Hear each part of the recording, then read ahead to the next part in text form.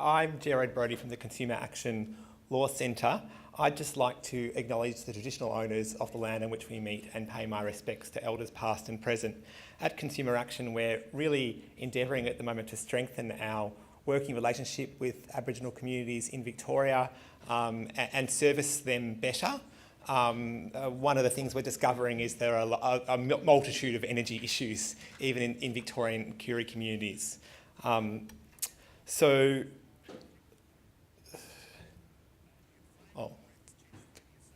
Yes, just a bit, for those who don't know about us, that's our vision on the board. We our vision is a just marketplace where consumers have power and business plays fair. We provide legal advice, financial counselling and engage in consumer policy, really to make the lives easier, make the lives of people experiencing vulnerability and disadvantage easier. I just thought I'd give some, onto the next slide, some context before I go into the detail of data from a consumer policy and protection perspective. When there are problems in consumer markets, including essential services, we end up mostly with consumer engagement solutions. These strategies might be better information, encouraging shopping around, making switching easier. These remedies can sound good, but can often, in practice, hide more significant problems, including those resulting from power imbalances between suppliers and consumers. With suppliers having more access to data, arguably, the potential for power imbalances increases. However, I think our consumer policy will continue to fail if it only focuses on the consumer engagement side of things. One of the key reasons we tend to focus on consumer engagement seems to be policy-making processes which rely on lazy cost-benefit analyses, as well as a misunderstanding about what effective marketplaces actually look like. The OECD has a consumer policy toolkit which encourages policymakers to follow a number of steps. So define the problem, measure the consumer detriment, determine whether the consumer detriment warrants policy action. Third, set policy objectives and consider a range of options. And I'll come back to that step. And finally, select policy action and then develop a policy review process. Unfortunately, those sort of evaluations don't seem to happen often enough. Regarding the third step, we usually use regulatory impact analysis or cost-benefit analysis. These tend to focus on costs to industry of various policy reforms, which can be easily discerned from industry input. In terms of the benefits to consumers of a change, or even the detriment of retaining the status quo, these can be less ascertainable and thus not relied upon. As such, the consumer engagement strategy is often selected because this is cheaper for industry to implement. Less focus is given to whether the policy solution will actually do what it's designed to do, that is, create a particular benefit. A key problem, as this slide suggests, is that engagement in essential services markets is particularly difficult for those in a vulnerable or insecure state. So, for example, in Victoria, we had we'll keep it back, not yet. Yeah, back there. For example, the Thwaites Review in Victoria, which looked at the effectiveness of competition, found that vulnerable consumers face worse outcomes than the average consumer where the market relies on consumer engagement. I think one of the examples that demonstrates that is the government's policy in Victoria of a power-saving bonus. This was a $50 payment offered to households to go and use the government's energy switching site, Victoria Energy Compare. So it was actually a bribe, really. Get out there and shop around. And this site is quite simple to use in the main. Government actually budgeted almost $50 million for that policy in sort of July last year. After 6 months, where that was meant to close, they'd only spent $14 million of it, around 28% of what was budgeted, reaching 278,000 people. So even if you bribe people, people still won't necessarily engage. Furthermore, consumers who are less engaged with the market are more likely to be exposed to unexpected price rises. The research, as well as our consumer casework experience, tells us that vulnerable consumers can be less able to engage with complex decision-making due to their state of vulnerability. People can suffer from a reduced mental bandwidth, harming effective decision making. And by that, I mean that people are experiencing vulnerability, or they've got debts or distress in their lives. They've got a lot going on. Making choices about essential services becomes less important. And a significant complicating factor, however, and you can move to the next slide, is that there can be incentives in the marketplaces for the providers to exploit this, and they can use data to do that.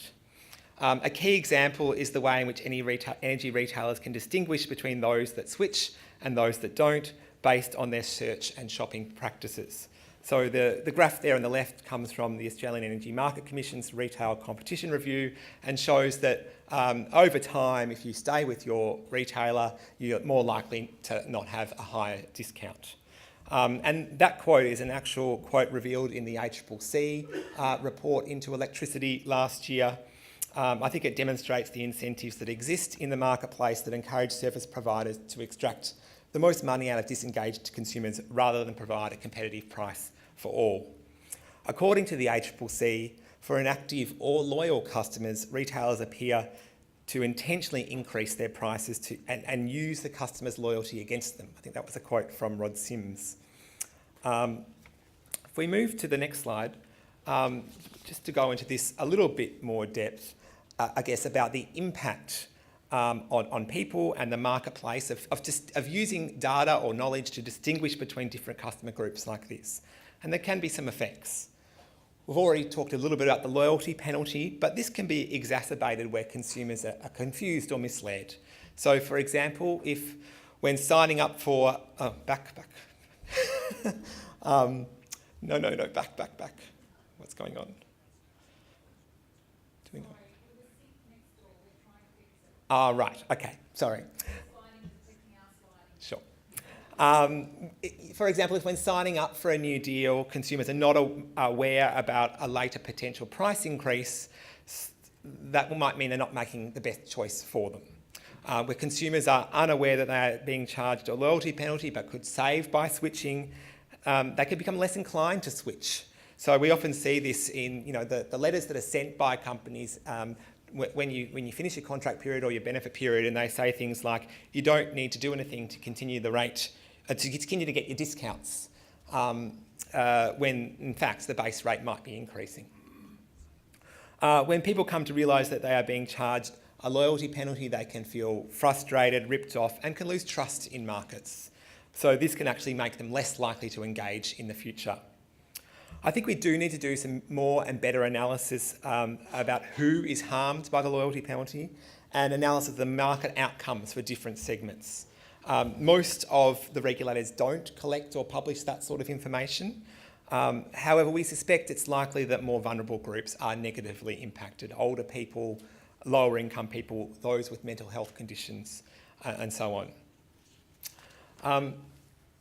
If you move to the next slide, the ability to discriminate to date, as I've been talking about, has mainly focused on the engaged versus disengaged consumers, but that won't be the only way. There is now, as Lauren talked about, more and more data held by service providers about their customers, including transaction data, where smart meters are installed, consumption data, and this sort of data will help businesses use data analysis and segment customers. As more and more connected smart devices are installed, there will be more data collected about particular types of appliance use or consumption decisions, and they can be joined up with other data sets, developing sophisticated consumer profiles. So what's the likely effect of this? I'd probably say there's good and bad. So good, more ethical uses, going back to the topic of this session. So it may lead to lower prices for some consumers. Where smart meter data is shared, suppliers and third parties could use data to provide more personalised or optimised offers according to consumers' usual usage patterns. These offers are likely to be more targeted, potentially enabling people to receive better low-cost deals. We also might find some deals being bundled together across energy and telco, for example. And for some, this will more specifically meet the usage needs of customers. Some people may get discounts for planning ahead, and this may benefit some lower income groups in particular, through more dynamic pricing. Obviously, this happens in other sectors like airline pricing, where people can, if they plan and book ahead and they want to fly at a less popular time of day, they can get some sort of savings. If we see that applied in other markets, there might be opportunities to make savings. On the other side, there may be unethical uses. So personalised pricing might increase the loyalty penalty and make it easy to target loyal consumers. Enhanced data collection might improve the effectiveness of target marketing through practices like lead generation, raising the risk that consumers are disempowered, manipulated or misled.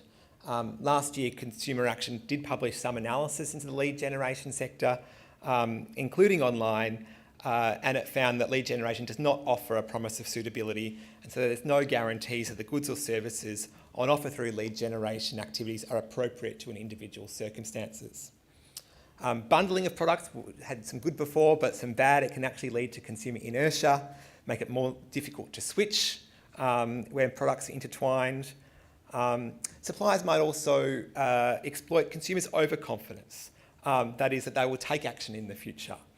We see this through things like subscription traps. That is, where you enter into a subscription through the advertising of a free trial or some other reduced price offer, thinking you'll cancel the subscription before you have to pay. But often we don't follow through with our what we felt we might do to begin with. Probably the worst type of discrimination is potentially redlining, where people are denied a service because of data held by the service provider about them. At Consumer Action, through the National Debt Helpline, we are increasingly seeing people denied a competitive market offer because of information held on their credit report. So they miss out on the most competitive deals, even though they're probably the ones that need it the most. If we just go to the next slide, which is my last one, I just thought I'd cover some suggestions about what some better potential policy solutions might be, rather than the sole reliance on a consumer engagement type approach. And we can cover these more in the discussion time perhaps. So default settings and price controls. Laura mentioned default settings. So at the moment there is a debate about regulated and default pricing in electricity, which I think is an important safety net to reduce the likelihood that disengaged people being charged significantly above competitive prices. Similarly, we need to consider the default option at the end of contract periods or when people fail to choose. On vulnerability, I think we do need to do better. Too often responses from industry is to say that they will provide support to people living in vulnerable circumstances. This is good, this is really positive, but it often relies on people identifying or self-identifying those circumstances. The reality is that many vulnerability factors are invisible, transient, episodic, meaning that people can miss out on the support that they might otherwise be able to get. I think that other jurisdictions are dealing with that better by having economy-wide rules or provisions in their consumer law, like a provision around unfair trading or licensing requirements that require fair conduct. For example, the EU rules suggest that firms should act in the best interests of all their customers and manage conflicts of interest fairly to avoid consumer harm. Those sort of rules in our consumer law would improve the position of all consumers, including those that need support due to their vulnerable circumstances. I was really pleased to see the ACCC in its recent preliminary report into digital platforms to recommend or consider further an unfair trading prohibition. This could, I think, capture certain practices that are likely to harm consumers in a data-driven economy that aren't caught by existing consumer protection provisions. For example, conduct by businesses that consumers aren't aware of, such as collection and disclosure of data without consent, changing terms on which products are provided without reasonable notice, inducing consent or agreement to long contracts without providing sufficient time for consumers to see the details, and pricing strategies that disadvantage particular vulnerable groups. Finally, I think the unsaid concern in all of this is that we continue to lack effective competition in key markets like energy, in oligopolistic markets. The potential for price coordination is very high, and I think that's why we see energy retailers adopt very similar pricing strategies. I think regulators need to do more to get on top of this by keeping up with technological change and better monitoring consumer outcomes in markets. And we also, all of us, need to be more willing to speak out when we see unfair market outcomes and make the decision makers listen. Thank you.